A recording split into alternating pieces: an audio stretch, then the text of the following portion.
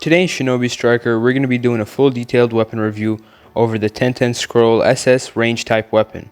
So without wasting any more time, let's hop right into the video.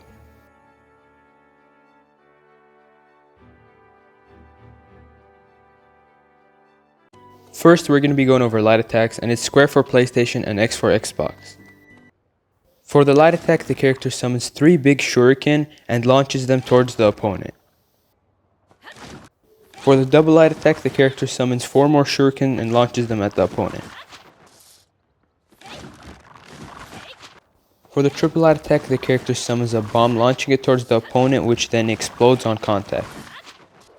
For the quadruple light attack, the character launches a Fuma shuriken towards the opponent, dealing a barrage of slashes. For the aerial light, the character launches 3 shuriken towards the opponent.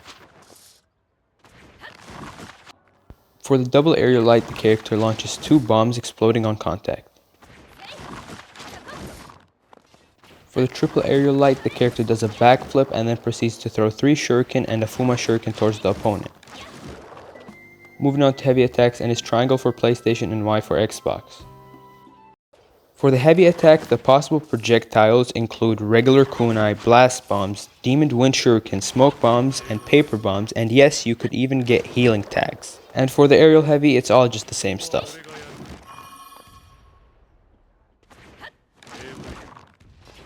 Moving on to combo attacks, where you mainly want to use your heavy and light.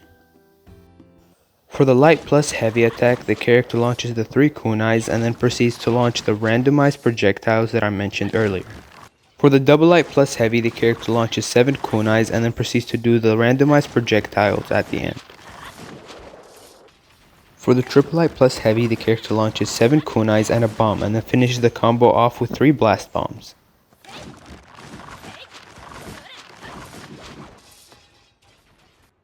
For the aerial light plus heavy, the character launches the 3 shuriken towards the opponent and then proceeds to summon the randomized projectiles. For the double aerial light plus heavy, the character throws 3 shurikens and then 2 bombs and then ends it off with the randomized projectile. Moving on to the charge attack, which can only be done if the opponent has a scarlet red circle around them. Now this weapon does not have a charge attack, it just simply does the regular light, so if you get that red scarlet thing, it's not going to do nothing, it's just going to hit the regular projectiles. And before I rate this weapon, I just wanted to let y'all know that this was a requested video, so if you have any other video ideas, just let me know and I got you.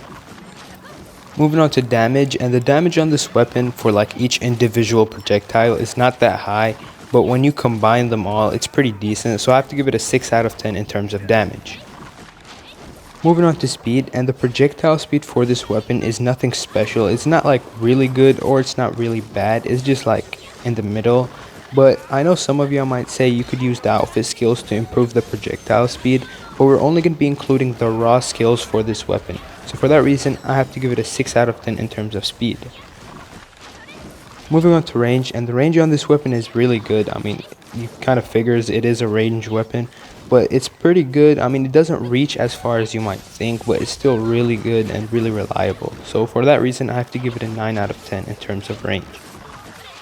Moving on to combos, and the combos for this weapon, as we all saw in the beginning of the video, are pretty repetitive, although they're pretty good, and some are unique, like you could get a healing tag or like a blast bomb. It's pretty cool and pretty repetitive at the same time, so for that reason I have to give it a 7 out of 10. Moving on to reliability, and to put it simply, this weapon is like in the middle. It's not that reliable. It could come in handy in some situations, but most of the time you kind of need your jutsu to back it up. So for that reason, I have to give it a 4 out of 10 in terms of reliability. Moving on to user friendly, and to be honest, this weapon is hella easy to use. It's nothing like crazy, and you just basically spam the same button over and over again. So it's nothing like hard to use or anything confusing. So for that reason, I have to give it an 8 out of 10 in terms of user friendly. And for the overall rating of this weapon, I have to give it a 5 out of 10 simply because it doesn't offer much other than range. And if you did enjoy this video, I would highly appreciate it if you could like and subscribe. See you guys in the next one. Peace out.